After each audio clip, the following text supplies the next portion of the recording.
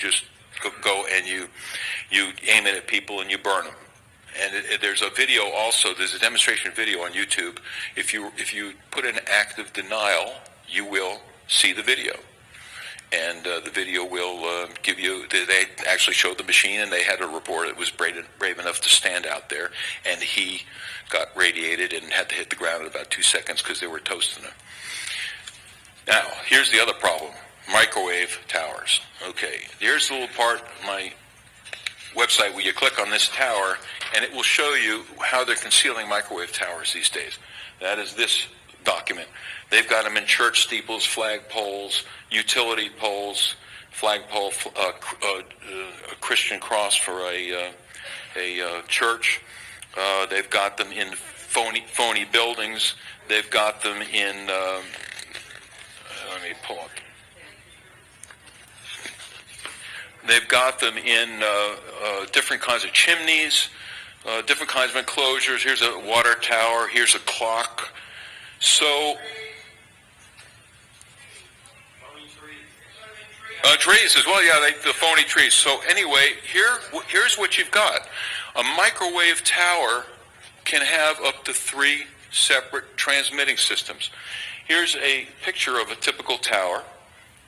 This one only has 1 level, but when you get into the city here, you'll see 3 levels. Now, here's an interesting thing. They have synthesizers. There are channels that these things operate under. They operate in clusters like this. We have this 3 cluster right here. This is a small 3-section microwave system. But guess how many channels each tower can synthesize? You're going to love this. 666 channels.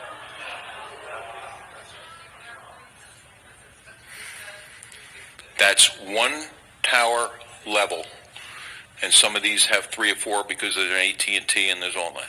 So what they further look like, you start expanding it out, you start to get a matrix. This is the matrix. And what this is about is not just about communication. This is about what's going to happen when they decide to take over the streets of America. If there's a Rodney King event or some kind of event where they want to bring the people to their knees, they will take the synthesizers in here and they will turn off the cell and they will synthesize the kind of waveforms that we were hit with here yesterday.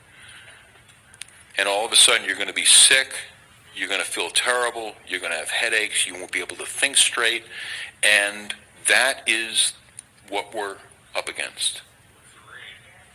Depends on how much power they turn it up. But it's not a matter of range anymore, because you see with a matrix like this, they're never more than a mile or 2 from the next one. So you can saturate a large area. Let me show you the next. This is the one that shows the 666 channels. Each one has the ability to generate on a synthesized basis. Here's another diagram that shows, it almost looks like a beehive, but you're living in there, and you know, I have people where I go to where they're located, and these hidden, you know, they don't understand why they're sick, and then we turn on this machine that I've got, and we see that there's a tower sitting right within 100 feet sometimes, and they're being just fried slowly. They always feel worse during rush hour. People will be 5 o'clock in the morning and 9 o'clock in the morning when the tower power comes up. The more people that are on the tower on the phone requests, more power from the tower. You've got uplink and downlink and control channel for every call. So if you're near a freeway where people are calling, and I've had several people that got very sick. They would get sick they wake up 5 in the morning, their heart was racing. And by 9 o'clock, 10 o'clock, they would peak with feeling bad. 10 o'clock, they feel better. They're okay 10 in the afternoon to about 4 in the afternoon. When the cell traffic comes back up, everybody jumps in their cars and get on the cell phone. So when you really expand it out, that's what it looks like. You're covering probably 10 square miles. And there you are. The mind control system is in place. They just need to throw the switches, just like the NSA. You know, when the NSA put the CLIA bill through, the law that required everybody's phone to be pre-wiretapped in America, which was years ago. They've added on your phone bill so that your phone goes to the NSA or to FBI. All they have to do is sit at their computer and punch in on the keyboard your phone number, and bang, all your calls go into the hard drive. This is going to be very similar. They just say, these sectors of the city are causing problems, let's let them have it. But it's gotten more refined than that. I have information that now, with a sample of your DNA, they can direct specific waves to specific people. So if you're a dissident in a particular area, they'll say, well, where is this person? Check his cell phone. Towers will ping the cell phone, oh, he's over here. Okay, I'm going to sit at my control unit here, and we've got his DNA. Let's give him a head cold for the next couple of days. Let's give him a virus. Let's take him out. He's going to be a problem for the next couple. And that's what I wanted to get to in this video. Think about something, right? What are they doing with all the DNA that people hand over, or saliva that people hand over from Ancestry, 23andMe, African DNA, stuff like that? We already know that they were caught, Ancestry, that is, was caught selling your DNA to police forces in the FBI, right? Which at the time was illegal, which still should be illegal, but I mean, they went to court over this crap, right? So you got to think about this, right? How hard is it for them to sell it to the army so the army can create a weapon, this weapon, and use it to target specific people groups and their DNA, right? Remember when COVID came out? Oh, this thing attacks the elderly. It's killing all the elderly. Then it switched. Oh, it attacks the young people too. We need you guys to, participate in this. So you can't just act like this doesn't bother you too. Then it changed, and Black or African Americans became the face of it, right? Of COVID-19, coronavirus. Oh, this is killing more African Americans and Mexican Americans and even Native Americans than anybody else. To me, that sounds like, if that's true, that's controlled. That DNA is specifically being targeted to poison them. Because they're acting like, oh, we cannot tell you yet how it's being transferred. It could be on surfaces. It could be airborne for all you know. It could be transmitted. It's got you looking at people that, I mean, you don't even know if they have it or not. But it has you looking at strangers and acting like, oh my goodness, you are as infectious disease. You're an AIDS carrier. You got herpes and you're gonna pass it on to me. Stay away from me. When you don't know if that person just went and got tested, and their test came back that they were clean. And it doesn't matter. The fear is be scared of the next person you look at. Right? And it's what they've done with all of these things. Remember, AIDS came out, and oh man, blacks, African Americans, and gays got it. No one else has it. They got it and they spread it. Right? You don't see it. It's a repeat. Every single time these things come out, it's a repeat. Oh, African Americans are the ones mixed with somebody else that's always the worst to have it. And it's like it's targeted.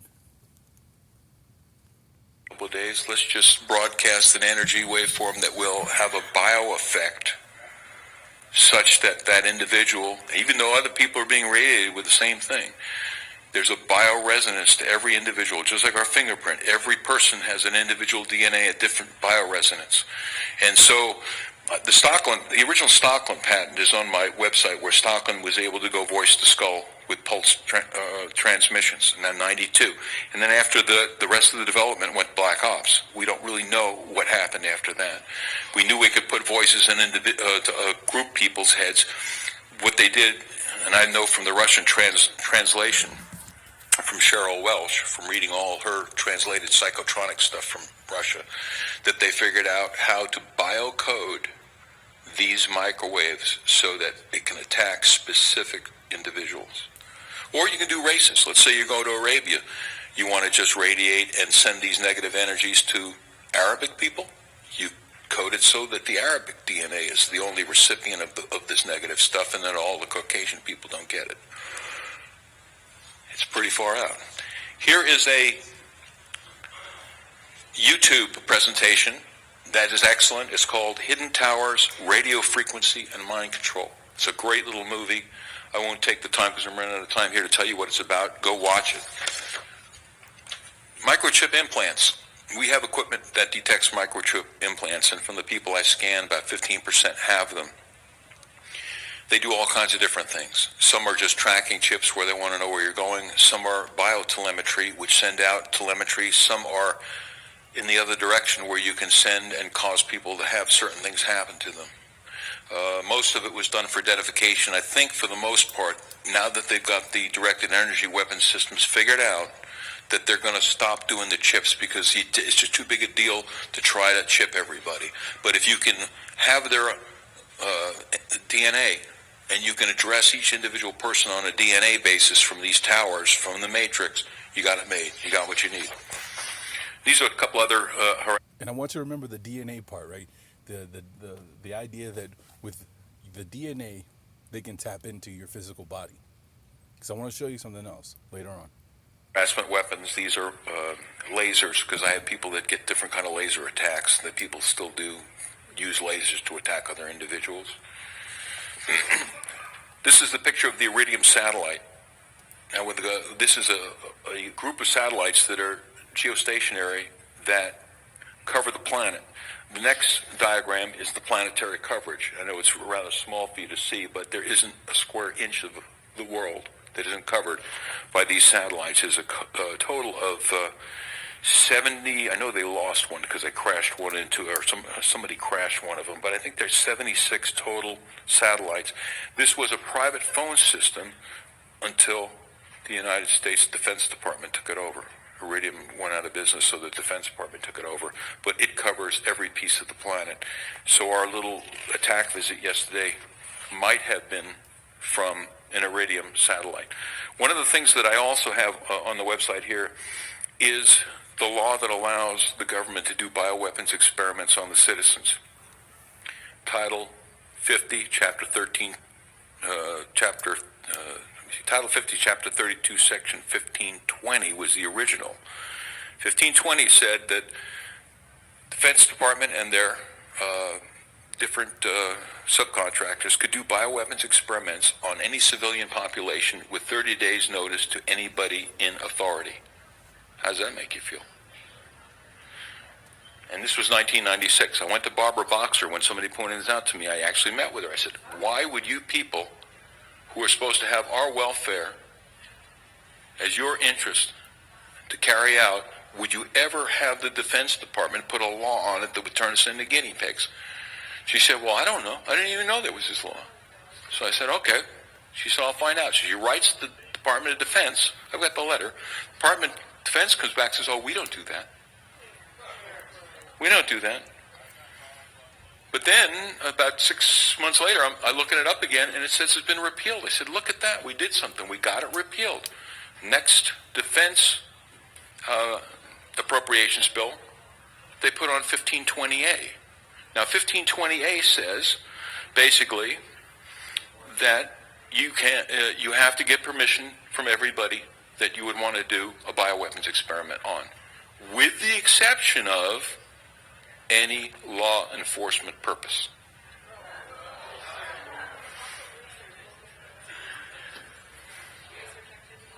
What's that? Isn't it also, I've seen something like that, it also excludes research activities.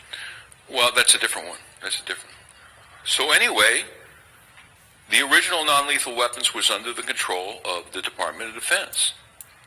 The next thing we know, lethal weapons development now goes over under the control of the Attorney General.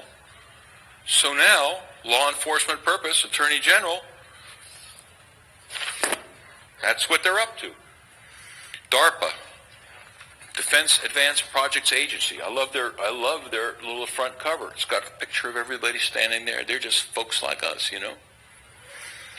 Only problem is that they're installing brain gates in people.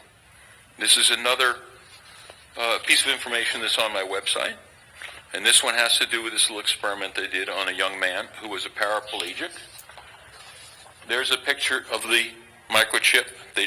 He was a crippled individual. He had a car accident. They drill a hole in his head. They put this interface chip in. And next thing you know, he's playing Pong with his mind. You know, the old Pong game with the pucks and the ball going back and forth. This shows a close-up of one of the actual pins that went down out of this 100-pin interface. And here's a picture of him. They originally were just doing sketches of him. Here's him playing Pong. This is the interface cable going straight through his skull. And you know the guy's name, yeah, because later on here there was an actual picture of him, which I'm going to pull up, because they did release... In a lot of ways, it's kind of like a Fitbit in your skull with tiny wires. Neuralink wants to connect our brains to computers, and now it's showed off a device reading a pig's brain signals in real time. But how does it work, and will it turn you into a cyborg? I'm going to break it all down for you.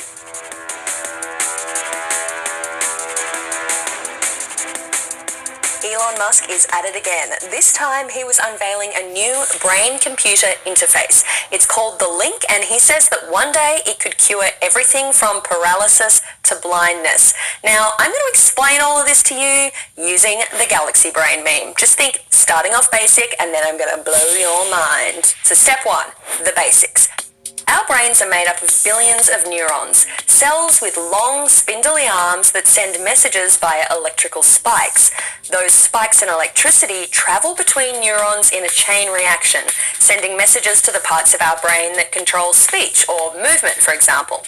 When you move your arm, that action started as an electrical spike up here, which leads us to the second part of the Galaxy Brain meme, how Neuralink plans to read those electric spikes. According to Neuralink, your brain cells are kind of like electrical wiring, and rather than just having neurons sending electrical signals, those signals could be sent and received by a chip. Elon Musk unveiled Neuralink's implantable brain chip, the Link version 0.9. It's a brain-computer interface designed to be implanted directly into the brain by a surgical robot. Same-day surgery without a big incision or general anesthesia. You remove about a coin-sized piece of skull, and then you can just walk around right afterwards. It's pretty cool. The chip plugs into your brain directly via tiny microscopic threads. They're about 1/20th of the width of a human hair, and they connect with the neurons in your brain to receive and send electrical signals. Importantly, Neuralink says these electrodes won't damage your brain. If they're inserted very carefully, so that the robot actually images the brain and makes sure to avoid any veins or arteries, so that the electrodes can be inserted with no noticeable damage. You sort of think like if you stab something with a wire, surely it will bleed, but actually at a really small scale, it does not. Now, I can't believe I'm giving you specs on a brain chip, but here we go. It has an all-day battery life, wireless charging, and it's designed to wirelessly connect to your phone via Bluetooth with a range of 5 to 10 meters. And the whole thing, the chip, the surgery, the full cyborg experience, will start off expensive, but Musk says it'll hopefully eventually only cost a couple of $1,000s. He wants it to be about as expensive as laser eye surgery. Okay, so you're with me so far. I'm going to expand the brain meme. We're going to Sparkle Brain, and this is where it gets weird. Elon Musk did a demo and brought out 3 live pigs, one without a brain implant, one who'd had a link implanted and then had it removed without any issues, and a third pig named Gertrude that had had a chip in for 2 months. We got to see a live reading of the neurons in the pig's brain, firing in real time, specifically the neurons that were sending and receiving messages from her snout. So what the beeps you're hearing are real-time signals from the Neuralink in Gertrude's head. So this Neuralink connects to neurons that are in her snout. So whenever she snuffles around and touches something with her snout, that sends out neural spikes, which are detected here. We also saw the chip predicting the pig's movements based on brain activity, and we saw the electrodes firing and stimulating neurons and lighting up different brain regions. And that opens the door to some pretty game-changing applications for the Link, beyond creating some kind of pork borg. Neuralink's head neurosurgeon, Matthew McDougall, said the first trials of the link would be aimed at treating things like paraplegia. The company said it received FDA breakthrough device designation in July. Now, that's not the same as FDA approval, but it is a fast track to getting a medical device out in the field. But Neuralink doesn't want to stop there, and that is where we go full galaxy brain. There was talk of curing blindness by implanting the link in the visual cortex, treating mental health conditions like depression, anxiety, and addiction, connecting the link to a heads-up display so you could walk around like the Terminator. And then there were basic ideas like, telepathy, replaying your own memories, superhuman vision, and the ability to see ultraviolet light. And connecting your brain and uploading it into a robot. I mean, this is obviously sounding increasingly like a Black Mirror episode. Everything that's encoded in memory, you could upload. You could basically store your memories as a backup and restore the memories. And ultimately, you could potentially download them into a new body or into a robot body. The future's going to be weird. A lot of these ideas are huge, but we didn't get any concrete timelines or really any idea of how they'd actually work. So while the link could be amazing for treating things like spinal injuries, don't expect to turn into the Terminator anytime soon. Still, it was amazing to see a brain working in real time. Alright guys, if you want to watch the whole presentation and see the little piggies in action, then we've got that for you on CNET. But if you want to watch the boiled down supercut, is the second most powerful supercomputer on the planet.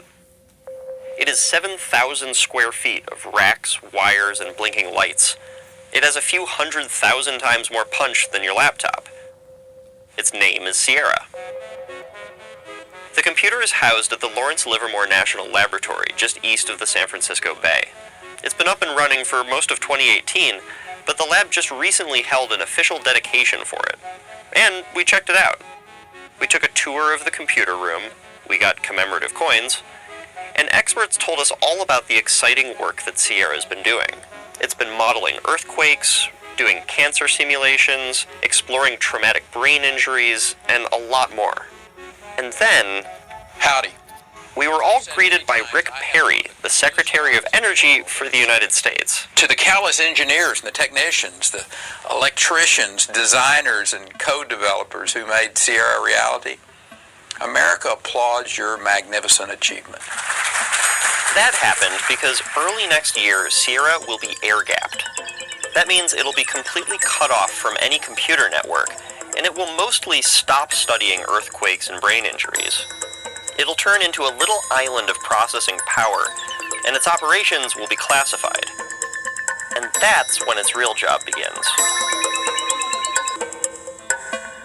Sierra's story begins in 1992 with the last nuclear bomb the United States ever tested. Called Divider, the bomb capped off almost 50 years of nuclear weapons tests and more than 1,000 explosions. Since then, the US has neither tested a nuke nor designed any entirely new warheads. This is thanks in part to a landmark non-proliferation treaty signed by most of the world back in 1970. Among other things, the treaty called for an end to the arms race and a good faith effort to reach complete disarmament. There's been a lot of progress since then, and today the global stockpile is maybe a sixth of what it was in the 80s. But, of course, the US never did disarm entirely. Neither did Russia, or most other nuclear nations. Today, the United States maintains a stockpile of about 4,000 aging yet untestable nuclear weapons, which leaves the government in a bind. When they were built, they weren't intended to last for 30 to 40 or even 50 years. We were on a cycle of replacing weapons on a regular schedule. A decade or two in the stockpile would be kind of average. Brian Pudliner is a code physicist at the Livermore Lab. And starting next year, he's going to use Sierra to tackle this catch-22 in our defense policy. As nuclear weapons age past their lifespan, their reliability becomes suspect. But with testing out of the question, it's harder and harder to answer basic but scary questions about our arsenal. If we ever had to use a 40-year-old nuclear missile, would it launch properly? Would it reach its target? Would it explode? The things that we're concerned about is exactly that, the performance from using the weapon, but also in transporting the weapon, how it's stored. Will it be safe if it falls into the wrong hands? Will its safety features keep it from being used? Sierra is the latest answer to that problem. All those stacks of processors can simulate questions the military might have about its arsenal. Exactly what questions, that's classified. But as the weapons age, parts degrade and need to be repaired or swapped out. This could be anything from the weapon's enclosure to the core of plutonium sitting inside. Sierra's job will be to model these changes and run simulations to predict whether anything would break in a real-world detonation. And that job? It gets harder the older the bombs are. As the weapons age, and we have to refurbish them to keep them alive for longer, we keep making more and more changes that take them further and further away from... Is the W-80 warhead. They were manufactured as far back as the early 1980s, and the military hopes to keep them online for years to come. But they need work. The conventional explosives used to trigger the bomb's fission stage need to be replaced, but those original compounds have been... So let me get this straight. You have computers now responsible, right, for the upkeep and the imagination of what they can do at all times.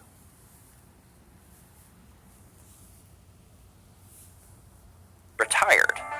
Sierra needs to simulate new explosives until it finds one that we can trust with a real detonation. One that hopefully will never happen. Sierra's work falls under the government's Stockpile Stewardship Program. Over the years, the program has included 12 other supercomputers, the world's largest laser, and even explosive tests using plutonium. Just not enough for a full nuclear chain reaction.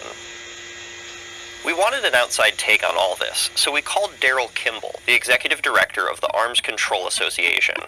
He's glad that there are no more live nuclear tests, but he hasn't forgotten that big treaty from 1970, that commitment to disarm.